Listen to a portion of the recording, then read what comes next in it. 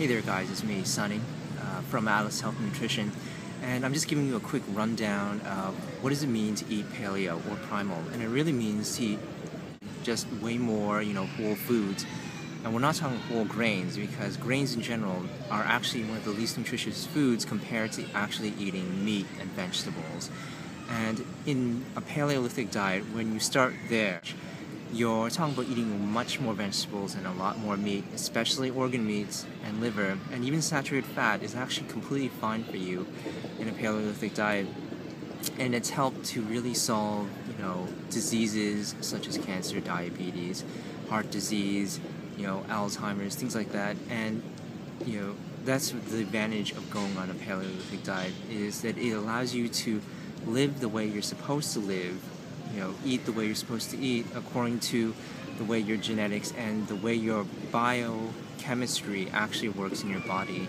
Now, whether or not you believe that cavemen lived better lives or not, even though it is in dispute anyways, is not the issue. This is just based on sound science, on why people, suffer diseases like obesity and diabetes. It's because certain things that we eat are still toxins. Too much sugar is something people never had that much in the past. I mean, there was sugar, there was honey, for example, but it was something that was rare. It was something that you couldn't get your hands on all the time. And now, today, 24/7 convenience stores can pretty much feed you like high amounts of sugar, well beyond whatever our ancestors ever ate, even before agriculture. And of course, with the advent of agriculture, it was a double-edged sword. It allowed our, civilization to expand to every reach of the world, and yet at the same time, it cost us in terms of health and this increasing amount of disease that we're seeing everywhere. And pretty much every disease you can think of is linked to inflammation, is linked somehow to insulin, to sugar, to high carbohydrate diets. To be honest, paleo is not just simply a way of eating, it is a lifestyle. It's a way of, really living your life closer to the way your body was designed. And obviously some people argue that our evolution in genetics isn't quite like that it has changed over a few thousand years. And it has, but very slowly, and usually not in a great way. And so a lot of people are still not well adapted to, eating grains, even though people in the past have, like I said, eaten it, and we have expanded as a civilization, but as people, individuals, it has made our lives worse off in terms of long-term health. We may be living longer because of drugs and pharmaceuticals, but we're suffering a lot longer. And so eating paleo is really a way to address that and get back closer to the way our genetics and genes really worked. And that's really kind of, in a nutshell, what eating paleo is about. It's about really working with the natural, systems of your body. And I kind of liken this to a parallel with the environment and treating the outside world in a way that sustains entire, civilizations and animals and other creatures. At the same time, you also have to look at the human being and realizing that that too is an environment of bacteria and vitamins and minerals and nutrients and biochemicals and things like that.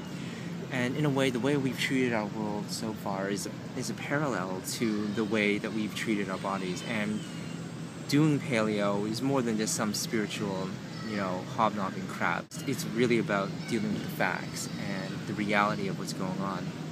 And certainly if you've ever had someone that you've ever known who's suffered cancer, diabetes, or some other disease like that, then that's pretty much a result of, much of it can be contributed to diet, and maybe some of it to the environment, exposure to chemicals. And a lot of it is contributed to diet, because if your diet is weak and you're not giving yourself the good things to build a good body, you won't be strong enough to resist, all the other poisons in the rest of the environment. And so if you're consuming poisons, high sugar and high grain diets, then you're pretty much going to sustain and suffer damage to your body.